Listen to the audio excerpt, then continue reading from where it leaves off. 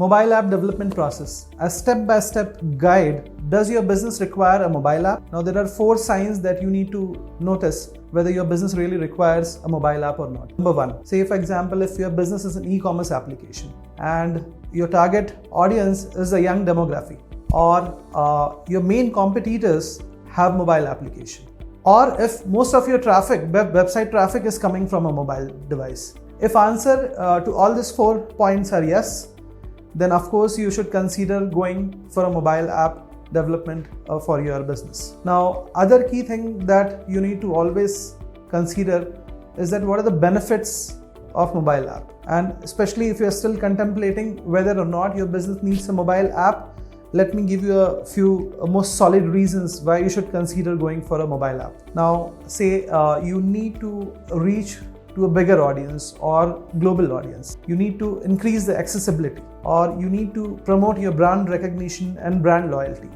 Increase sell-through, increase customer engagement, unique payment and services. Now that you're convinced, let's begin with the main agenda to help you. I have broken down the complete guide to a good mobile app development process into the key steps. The number 1 thing is confirming the app idea.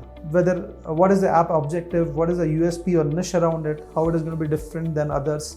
The market research. Now this is very super important, because here you understand, are there any competitors? You do a competitor analysis, you understand what is the demand. Then once you are done with your market research, you have convinced that yes, the next logical step would be to build a wireframe. Wireframing is a process wherein you convert your complete idea into a screen-by-screen design. And once your wireframing is done, you will get a complete blueprint of your application that you can go through and get convinced that yes, this is what I want. If you want to make any changes in the wireframe, you can do that at that point of time.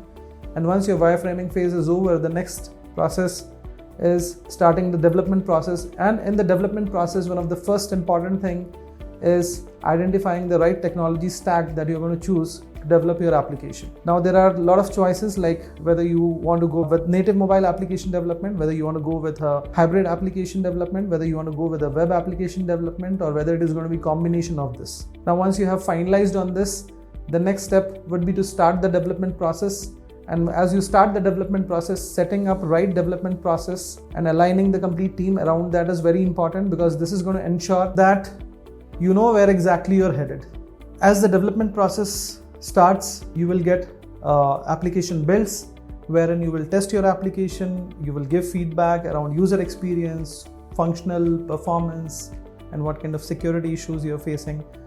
And this all helps you to further improve and make a better version of the application. Once you're thoroughly convinced that this is in a very good state and it can be kind of like released to the end users, you can launch your app on different app stores. Like for Apple, you launch it on Apple Store, and for Google, you launch it on Play Store.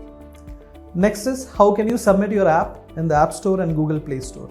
For the Apple Store submission process, first you need to get an iPhone developer account, and if it is an enterprise application, then you need to get an enterprise application account.